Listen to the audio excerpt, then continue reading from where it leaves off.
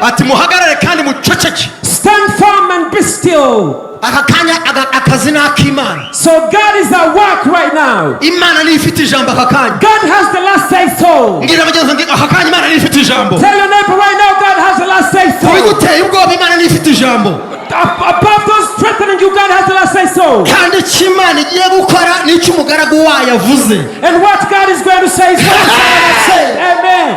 Abazi Imana yabo bazakomera. Nibamara gukomera bakora iby'ubutwari. Haguruka utare haleluya. Hallelujah. Glory to God. Ndakumva nganza marumba. Imana igiye gukorana n'ikintu bita umunyarwanda mu bujyangamina cyane. God is going to work with a Rwandan. Yatweretse ko no mu rupfu umuntu yava yakabaho. He has shown us that even in the death we shall live.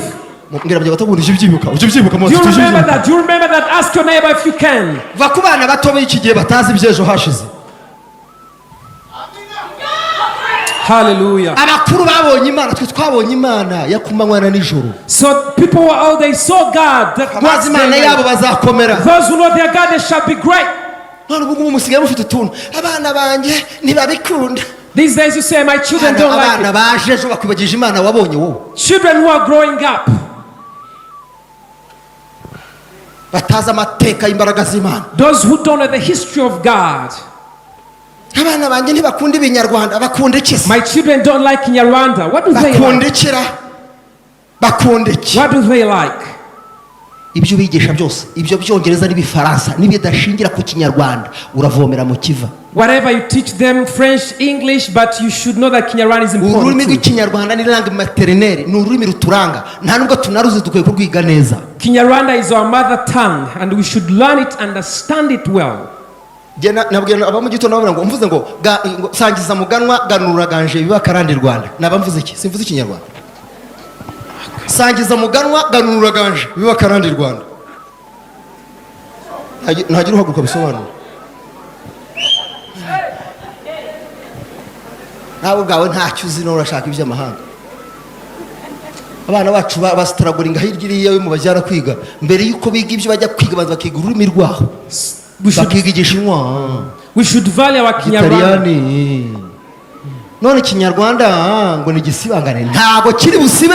Imana yanjye Imana yacu iragishingira igiti kandi kirakomera. We should preserve our language. Ibyatubayeho binyuranye n'ibyabandi babayeho. Ikinyarwanda cyacu kirakizamuye vigegera kizamuye. Our history is far different from other people's. Va kubya abantu akiri iby'Imana imikubwira. Leave alone people, just receive what God is saying right now. Va kubyo ureba hanga amaso kubitaboneka n'iby'Imana igufitiye. Leave alone the visible things, focus on what is invisible. Kuko hari ibyo wareba bikarangiza nta n'icyo ukuyemo nta n'icyo bigusigiye. Because there are things that are futile to you.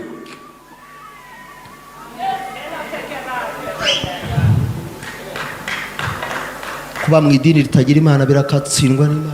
Living in a religion without God is terrible. Kuba heraho Imana hatari ijwi ry'Imana aho hantu rwose nta kamaro. Biramugenza ngo ugomba kugira umutima wumva Imana. Tell your neighbor you need to have a heart that is obedient to the voice of the Lord. Narimbwiye abashomeri ngo mugiye kubona akazi mwe ngo katuruka hehe. I told the aho kava ntimuhazi ibi babwiye niyo igiye kwirongeraho kava. God is going to provide. You can't know it, but God is going to provide. Nkuko nabwiye uriya mwana komeze mwitiza cyane kugira ngo mubyumve. Nkuko navuye ngo birarangiye bikarangira. Inzira byanyuzemo specialist yo mu Nigerian Imana yavuganye n'umwana niko yabikoze nawe yashidutse byarangiye. As I prophesied to the child, to the sick child, it's God said it's finished. Ngirira mugenzi ngo ugiye gushiduka birangiye iby'Imana ivuze rero. Tell your neighbor God is going to bring. Ugiye gushiduka Imana ibikoze. God is going to do something.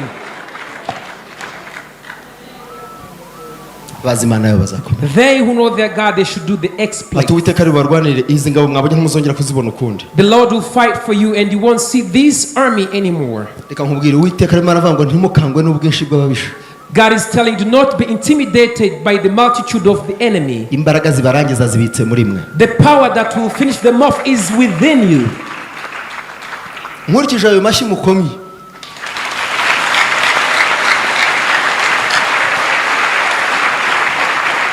Umuntu udafite abadayimoni udafite ababisha nagira atya.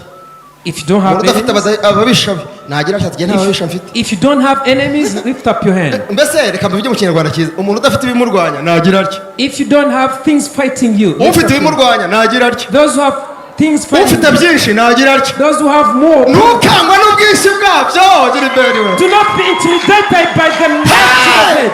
Hallelujah. Imana iravuze ngo mu kanya gato imbaraga zirangiza ibyo zirabonetse.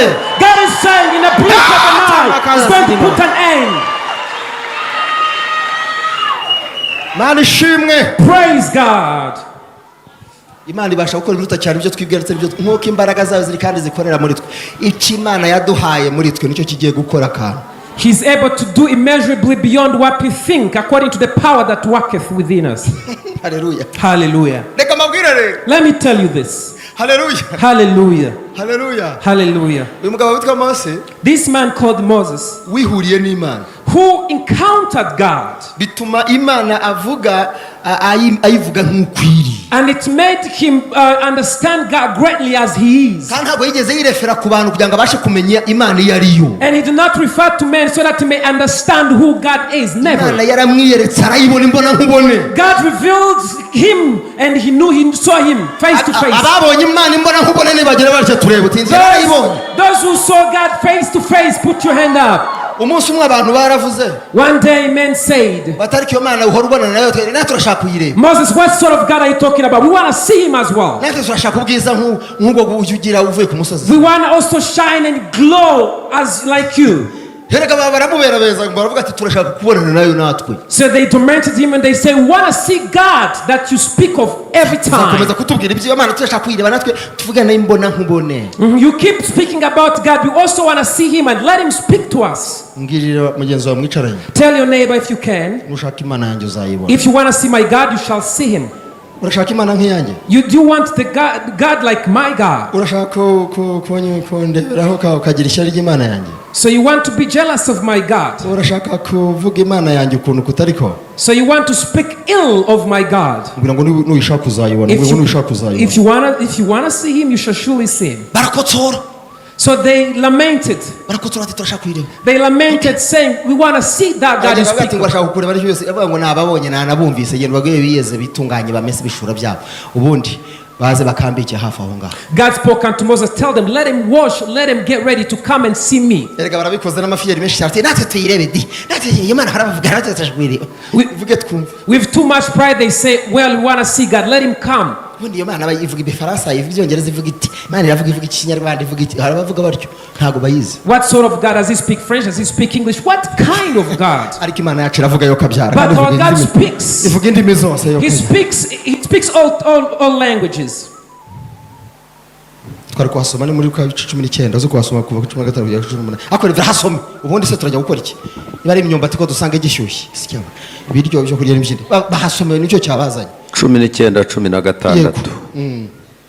Kuwa gatatu mu gitondo. Mu gitondo kare. Mvuge ngo mu gitondo. Mu gitondo. Erega bari bamara amaji. Asubuye mapema kabisa bati turayibona. Imana yamaze turayibona. Yego. Inkuba zirakubita. Imirabyo irarabye. Ni mwumve namwe. Yesu ashimwe cyane.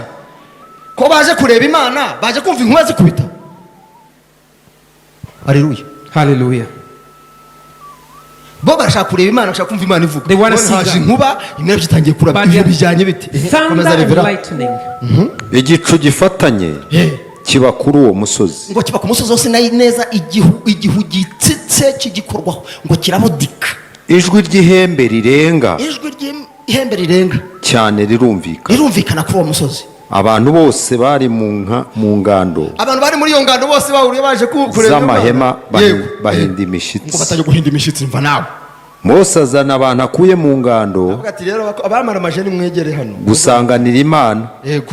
Bahagarara munsi y'uwo musozi. Baraza begera hafi y'umusozi neza. Umusozi wa Sinayi wose ucumba umwotsi.